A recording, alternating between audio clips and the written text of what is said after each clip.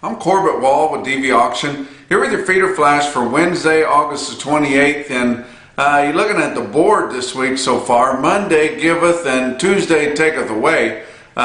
We saw big gains on Monday. Everybody kind of got excited for this pre-holiday week, and then Tuesday pretty much took all that back, and you just wondered why it did that. Well, if you look at some of these technical analysts, and I read the beef. If you guys don't read that, you probably should. You can get on there. It's published by CBP, Consolidated Beef Producers. But Cassie was on there talking about how most of your funds, your invested money, is getting short right now, and they're pretty much not just cattle, but pretty much across all your ag commodities, and a lot of it due to the trade wars and things, and I probably believe that's probably true, but we kind of had some pretty good news lately on those trade wars, haven't we? We know that Japan, which we can trust, that's one in Asia we can trust a whole lot more. China, you know, we can't really trust them any further than we can throw them. But Japan usually sticks to their deals. They've agreed in principle to start buying a lot more of our ag products, and they're going to get that written up and signed, and that'll be a great deal. They're going to drop their tariffs on our beef going over there. That's a great deal. They're going to buy up a lot of surplus old crop corn. That's a good deal for your farmers there. They're going to start buying a lot more pork. That's great. Helping your hog producers and getting the protein out of the country. I don't know what's to complain about there, but I think probably your best reason for your board going down on Tuesday is because it was up big on Monday. And that's kind of has more to do with it than anything. But going to talk about several things here. Continuing to talk about the raping of your cattle feeder and the trickle-down effect to your cattle producers and your backgrounders from your big four packers after that Tyson fire there, been over 2 weeks ago now. But if you look at another report, and I like to plug these reports that I like to look at. I appreciate everybody that watches my report. Not that any of these guys are going to give me a plug, but the Daily Livestock Report, which is put out by the CME Group. It's got some guys on there that are really smart. Sometimes they might talk over your head for a fundamental guy. I know that happens to me from time to time. But if you look at that at Daily Livestock Report, that is an informative report, and it kind of cuts to the chase in the reports that is dated today, Wednesday, August 28th. Get on there, in on that report. It kind of gives the after effects of the fire deal and the way the Packers did that. It doesn't really accuse them as much as some of the rest of us, but it just shows what happened there. But you know, on social media and different places, we saw some reportings of Packer margins that were overinflated, to say the least. You know, I'm never going to say that the posted margins that we see on the Packers is the real deal either, because I've been in too many of those packing plants and on the kill floor in them, and the things that they're keeping, you know, spinal cords, calf serum, keeping gall stones and things like that, kidney stones. They're keeping all that kind of stuff, you know. Well, we send this over here, we do this with that, we grind these up and send them to Asia for aphrodisiacs, all the different things.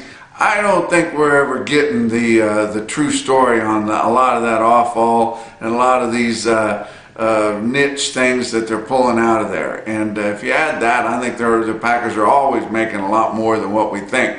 But if you look at this Daily Livestock Report, it's showing that on your base, your Packers were doing awful good before the fire come about. They reported it as $297 per 1,000 pounds of steer. That's hard for me to think about, but if you look at it the way we like to talk about things, that would be the same as $29 a hundred. So that is a lot. Very rarely do you ever make that kind of money. 29 bucks a hundred. And then the next week, right after the fire, that first week, they went up to making $36 a hundred. And then the week after that, after we'd seen another crank up of your box beef cutout values, and they just really abusing these beef purchasers and telling them, that they didn't have the capacity to keep the kind of harvest up that they needed, and weren't going to be able to fill orders, and just lying through their teeth. Then that next full week after, so be the second week after the fire, they were up to about $49 a hundred margin that they were making on these. So, if we figure that your average steer carcass is about almost 900 pounds, so it's not 1,000 pounds, but wouldn't be making it'd be making about $450 a head on these things, and that's real reported stuff right there. That's not a pie in the sky deal or just a shot in the dark. That's what they were making. And then finally, after that, what we're looking at right now is now those elevated cutout values are starting to hit the store. We're starting to hear reports that your retail buyers are having to pay a significant percentage more than what they've been paying already. That's definitely going to hurt our consumption, especially going right in here to the Labor Day holiday weekend. Some people may not be able to afford steaks this time, where they might have been counting on eating steaks before, but your packers absorbed all that gravy and that au jus off of the market. They absorbed every drop of it in the last 2 weeks plus since we've had that fire. So good for them. And now we're looking at this week, packers making over $50 a hundred on every one that they slaughter. So it would be getting close to $500 a head. That's unbelievable. The last time you've had heard of anybody making $500 a head feeding cattle commercially, you never have. This don't make that kind of money. There might have been some cases back there in 2013, 14, when they were artificially running the fat cattle market up, maybe on some Holsteins or something like that. You might have heard somebody making $500 a head, but I tell you what, it just wouldn't happen very, very often at all. But most everybody's losing money or trying to get by on the margin, and it just doesn't work. And your backgrounders have lost a lot of money this year. Their purchases that they made either in the fall or the spring, neither one of them worked. So they're losing equity in their operation too, just like your feedlots, just like your cow-calf people. But still thinking that we're going to get something done about that. Hear a lot of rumblings out there. I think where we're going to have to go is we're going to have to go away from national leadership in your biggest cattle association, and we're going to have to get down to the states where you have real local leadership, and whenever somebody that calls you that and then you have to drink coffee with or go to church with every day, calls you and gives you a good ass chewing about doing something to back these cattle people up, that makes you take a hold a little bit more. And I'm thinking that that's where we're going to find the leadership, is at the state level, and I'm really hoping to see that. But as of yet, we haven't seen anybody really rise up and kind of strike back against this horrible, unfair business dealings there, and we know there was collusion there. If you looked at this chart that I pulled off of that daily livestock report,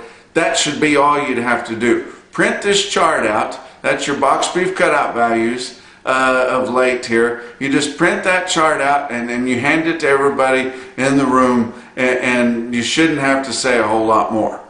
That is absolutely ridiculous, and it's not right.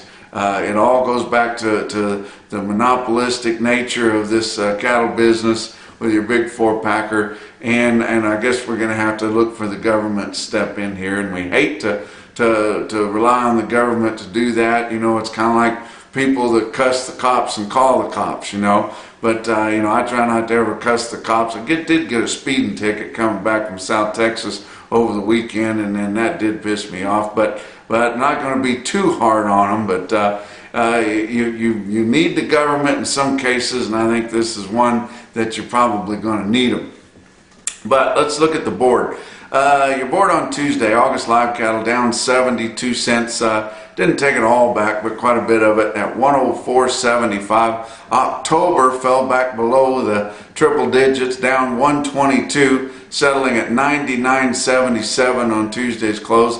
August feeder cattle down a dime's all at 138.55. Why was it only down a dime? It's got to meet up with your CME cash feeder cattle index here within the next couple of days. And so they can't tank it too awful bad. But September, by gosh, they did, down $2.22, 133.77. Fat cattle trade, we've actually seen a little bit of fat cattle trade here. Some of it confirmed, but a lot more just rumors out there. But rumors from well-respected sources there that we've seen some trade all in the northern plains, from 108 to as high as 111, but mostly 108 on the few live sales that I've heard reported, and less than 10,000 head. But in the northern plains, 108, and then a few of your best high quality deals over there in Iowa up to 111. And then we've seen some dress trade from 172 to 173, with a deal or two as high as 175. And like I say, they're plucking the best deals on that. Box beef cutout value have started to back up now. So we're seeing those drift a little bit lower. They were lower towards the end of last week, even though our weighted average on all the beef sales was higher again. It did start to tail off on light volume because your beef purchasers had just had enough. It was getting too late to get that product where they needed it to get before Labor Day, so they just clammed up and said, you know, you guys have abused us hard enough, and we're going to get off of that. But I want to share a story here. I got a little bit of time on this particular feeder flash episode here because Tuesday is a lighter day, but I try to keep you guys involved in things that I see around, and I've talked to you over the last several months about these premiums that are being paid on these program cattle, especially on your video sales, where they're the best verified. But those programs that have third-party verification, your NHTC or non-hormone treated cattle, that's a good one. You're all natural on yearlings, mind you, not so much on calves. It's not that big a deal on calves. You just don't give them anything. But on yearling cattle or long-time weaned calves, those program cattle, your most popular and your biggest premiums are probably on your Whole Foods GAP program, if you can get qualified for that. And you know, we've kind of brushed those off as not being that significant, I think, over the years. But coming in here now, the last couple of years, they're significant and they're real, those premiums, and they're worth doing. Now, a lot of you guys that are feeding the cattle, they might give up all the premium on those cattle when they buy them as feeders. Well, that's fine if you're cow-calf producers. You know, more power to them. Let them do that if they want to do it, and then they can try to reap the benefits down the line for themselves. But another thing that I see, and I think it's just going to be something that's slowly going to move into the industry and make a serious change. And I'm not saying I'm completely for it, but I can't argue with it either. I told you guys here a couple of weeks ago, I went back to my native state, my previous home state of Missouri, which I love Missouri. I lived there probably the bulk of my adult life. I'm from Texas, eastern New Mexico, but I probably lived in Missouri as an adult longer than I have anywhere else, nearly 20 years there, and loved it. Loved Missouri because it's so rural. Got your big cities on each side and pretty much stay away from them, and you've got a big nice rural state where you can stock heavily if you want to run cattle. You're a pretty good farm state too if you want to row crop, and they raise a lot of cattle there. It's a good sale barn state. There's a sale barn on the corner of every street, and a lot of them handle a lot of cattle, and it's a really nice place to live. You get all four seasons. Sometimes that one in the winter time's the worst, but it's a good place to live. And I went back up there to the Missouri State Fair and judged their Carcass steer show there, and they do something there, and that's because it's such a rural state and it ties so closely to agriculture. They have their regular market steer show, but for every market class they have a Carcass show also, and they'll have some fool like me come in and look at the animals live, and then immediately take them to slaughter. And then they have people from the university normally in the meat department look at those carcasses. So who would look at them right before they're fixing to pull the hide off of them? Well, being a USDA grader for nearly 20 years there, and grading a lot of delivery cattle and doing a lot of grading seminars and things like that, I was probably as qualified as anybody. But I've judged that Carcass steer show many times. This was probably the 8th or 9th time that I've done it, but the first time I've done it since I moved back to Texas. But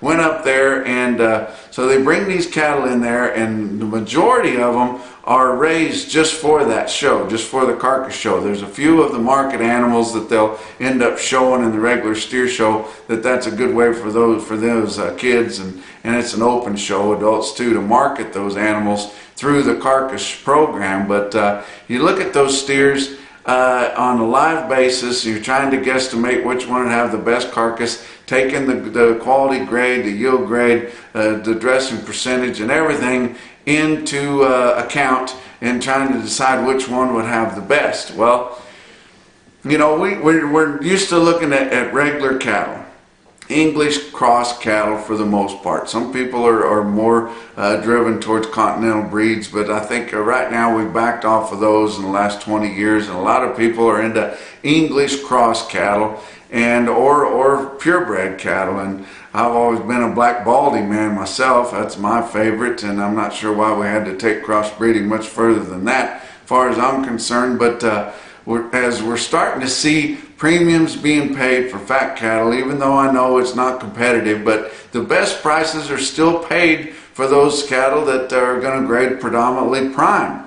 And predominantly prime didn't used to be a thing, but it is now with this camera instrument grading and things like that. There's a whole lot more prime showing up in the extreme high choice, and there's definitely a premium for those. Well, so I was looking for cattle like that, looking for cattle that would really ring the bells when they put them on the grid. And Greater Omaha killed these cattle. It's hard to find a plant that will take any kind of show cattle at all, but Greater Omaha has been nice enough for the last several years. I had a buyer of theirs that helped me get that set up back when I was in Missouri there, and it's been a real educational deal, and it's been an educational thing for me too. So as I'm looking at those steers there a couple of weeks ago in Sedalia, Missouri at the State Fair, and bringing them around, and of course I'm looking for signs of exterior fat, and I hope that relates to intramuscular fat or marbling,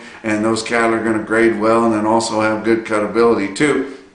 And then I seen a steer come in there that stuck out like a sore thumb, one that some steer jockeys brought up from Central Texas.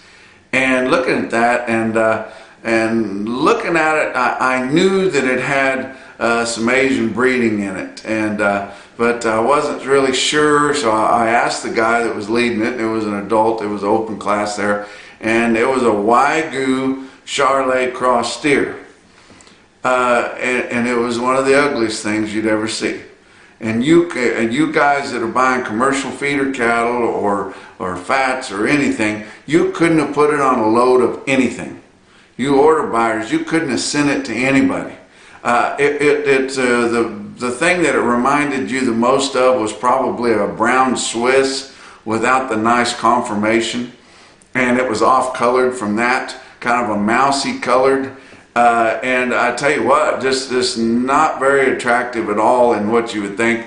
You know, I like to evaluate livestock as much as anybody, and when you're looking at any class of livestock, and you get behind them, but it doesn't matter what class you're looking at, or even members of the opposite sex, when you get behind them and look at them, you want to see a nice apple shape there that gives you a look of some muscle expression and the right amount of finish on them. And a lot of us guys, spend our lives doing that, and that's our favorite pastime. But looking at that, you did not get that at all from that steer. But knowing that it had Wagyu breeding in it, I did consciously work it up into the class, weight class it was in. But second was as high as I could get it, and my conscience just wouldn't let me class it any higher than that, because I just couldn't see it. I couldn't see it. It was a subpar animal. At any time in its life, it wouldn't have brought more than 60 cents in a sale barn. And in fact, it would have brought below cow price. And I tell you what, it'd be hard to sell. Well, they sent those off to Greater Omaha, hung it up. Sure enough, that steer wins the Carcass on the rail contest. Did not get close to winning it on foot, which was what I was judging there. But that Wagyu Charolais cross steer, graded prime, it was a final yield grade of 2.17, so a prime 2. The industry's after choice 3s, so this is a whole grade better on both your quality and yield grade. Steer just weighed 1350 at an 859 pound carcass, dressed over 63.5%. Just had 4/10 of an inch of back fat around the ribeye there, 15.6 inch ribeye area, 2% kph or kidney, pelvic, and heart fat, and absolutely lit every single bell up on your grid. Is that what we're going to have to go to, guys? It's sure not going to be as much fun for us old school livestock connoisseurs, because it's nothing that we've ever looked at in our lives that looks good to us. And I tell you what, but that's kind of the way the industry's going, so you guys might want to put that down, kind of put it in the back of your mind, and think that that's what's going on. But let's look at some of your feeder cattle markets. Your real-time index on Cattle Market Central late in the day on Tuesday, setting at 139.56, 23 cents higher than Monday's close. If you look at that spot August feeder cow contract, that's at 138.55. That's pretty close to what your CME index is, but it's likely to be higher whenever it finally comes out mid to late morning here on Wednesday, and it'll try to chase down that real-time index. Well, then your August feeder cattle are likely going to have to inch up a little bit to start trying to meet up with that, because they do have to converge, and they always do, because it's cash settlement. But you look at some of your big sales, and we don't have a real week-to-week high-volume sale on a Tuesday, but we've got a lot of these country sales that have specials from time to time, and that's the ones I like to talk about probably more than any. But look at Fredonia, Kansas. I talk about Fredonia, Kansas all the time because it never ceases to impress me. A couple of years ago, I may not have even known they had a sale barn in Fredonia. But I tell you what, the Hans there are pushing that sale, and they're starting to get receipts in there on a regular basis. They're getting good consignments of cattle in there all the time, and now it's starting to be a regular stop for some of your best buyers in the northern plains. And I tell people in the southern plains, how far do you have to get north to tap into some northern buyers in an auction market? Fredonia, Kansas might be about the spot. And you figure everything kind of comes together right in Kansas there, but this is on the eastern side. But about 3,500 head, including everything for the auction there. They had their anniversary sale at Fredonia. And look at this Cattle Market Central market report, because they don't have any government market news report there. But this Cattle Market Central automated report right from the block tells a pretty good story. Look at your best tested weights there on your steers. 565 head of steers in the 6-weight category, average 671 at 150.53. That was nearly $5 higher than a lighter test a week ago. 426 head of 7-weight steers, average 754 at 142.57. That was over $2 higher than the weighted average on the lighter test a week ago. And 462 head of 8-weight steers averaged 824 at 138.26. Now it's about $1.50 higher, but a good test of cattle. You're seeing the head counts in those popular feeder weight groups, and they're big. Look at the big one on the heifers. 660 head of 7-weight heifers, averaged 742 at 132.08, and that was sharply higher, but they didn't have a really good test, and not a big test of those good consignments of heifers, especially in that weight group a week ago, but you can take that for what it is. Going to talk about some sales that my buddies run and own there. Tell you what, Eric Drees, way out there in Idaho. I like to give markets all over the country, so you guys, it's no fun just to keep talking about the same sales all the time, but Seven Rivers Livestock Commission in Emmett, Idaho. Eric Drees right there, 60 head of 864-pound steers, way out west there at 135.25, and that's a good quote on a load of steers going through a little country sale barn there in Idaho. A big quote on a premium auction there in Nebraska. Gordon, Nebraska, had a load of 864-pound steers, bring $150 smooth. That's pretty darn good. We haven't seen that for quite a while. Even before that fire, we weren't seeing that very regular. It's been a while, but we're starting to see lighter numbers. There have been ever since that fire come out, and guys are getting hungry for them, and they're wanting some good cattle. We're getting closer to harvest here, and a lot of these on-farm feeders here, these farmer feeders, are going to have to get rid of some of this grain they've got in storage, and what better way to do it than walk it to town? But you can't give it all up when you buy them. But my buddy Kyle Lehman at North Platte Stockyards, now he's recently purchased that sale barn at North Platte. That's his hometown. It's a dream for a hometown kid to buy his own sale barn right there, and he's the owner of North Platte Stockyards, really making a go of it, and it hasn't been easy, but they are selling cattle as high or higher than anywhere in the world at North Platte Stockyards. They had a good sale on Tuesday there. You look at this featured consignment from Jeff Arnsdorf. They're home-raised yearlings, green grass yearlings, been turned out all summer there, and as good as walks is what Kyle Lehman said, and I believe that. And you look at the price on some big steers, and you haven't seen this price this high on cattle this big in a long time. 112 head of 970-pound green grass yearling steers there at $139.50. That's your feeder flash for Wednesday.